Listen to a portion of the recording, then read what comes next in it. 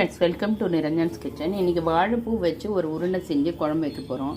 இந்த வாழைப்பூ உருண்டை எப்படி செஞ்சுருக்கேன்னா, ஒரு 2 டம்ளர் துவரம் பருப்பு, 1 டம்ளர் கடலைப்பருப்பு சேர்த்து இந்த பருப்பு ஊற வச்சு இதில் வந்து வாழைப்பூ நிறைய சேர்த்துருக்கோம்.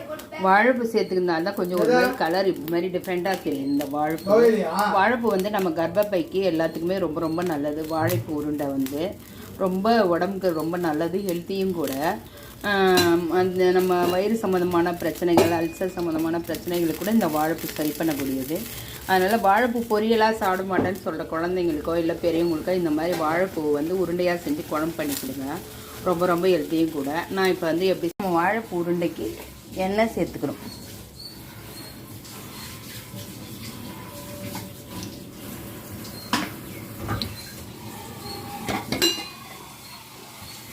எண்ணெய் சேர்த்துக்கிறோம்.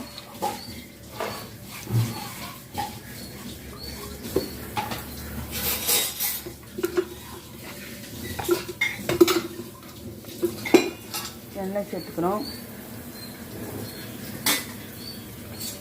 கடுகு,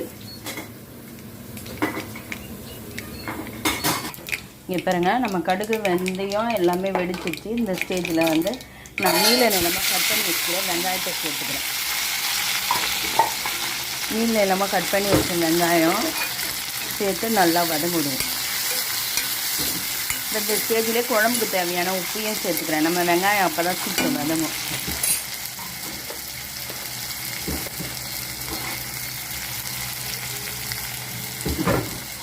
குழம்புக்கு தேவையான அளவு உப்பு சேர்த்துக்கிறேன். நான் ஒரு 4 பேருக்கு நான் குழம்பு வைக்கிறேன். அதனால் 2 வெங்காயம், ஒரு பெரிய வெங்காயம், சின்ன வெங்காயம்.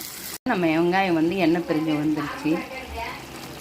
இப்போ நம்ம ஒரு நெல்லிக்காய் அளவு புளி அதை வந்து கரைச்சி சேர்த்துக்கிறேன். இதில் வந்து 4 ஸ்பூன் மிளகா பொடி சேர்க்குறேன். நான் எங்கள் மிளகா பொடி கொஞ்சம் காரம் கம்மியாக இருக்கும், அதனால் நான் 3 ஸ்பூன் சேர்க்குறேன். நீங்கள் காரம் அதிகமாக இருக்குன்னா 2 ஸ்பூன் சேர்த்துக்கங்க. இது சேர்த்தாச்சு. இதில் கொஞ்சோண்டு தண்ணி சேர்த்து குழம்பு நல்லா கொதி விடணும். கொதி விட்ட பிறகு தான் உருண்டை சேர்க்கணும். ஏன்னா நம்ம வேக வச்ச உருண்டை தான் சேர்க்க போகிறோம், பச்சை உருண்டை சேர்க்க போகிறதில்ல. அதனால் குழம்புக்கு நல்லா கொதி வந்த பிறகே உருண்டையை சேர்க்கலாம். இப்படியே கட்டியாகவும் நம்ம கொதி விடலாம். கட்டியாக கொடுத்தோம்னா நம்ம மிளகாத்தூள் வந்து அந்த அளவுக்கு வந்து கொதி விடாது. இங்கே பாருங்க, நம்ம தண்ணி வந்து நல்லா சேர்த்துக்கிறோம். தண்ணி நல்லா சேர்த்து குழம்பு நல்லா கொதி விட போகிறோம். இங்கே பாருங்க, நம்ம குழம்பு கொதிச்சிடுச்சு நல்லா. இப்போ நம்ம இந்த வாழைப்பூ உருண்டையை சேர்த்துக்கிறோம்.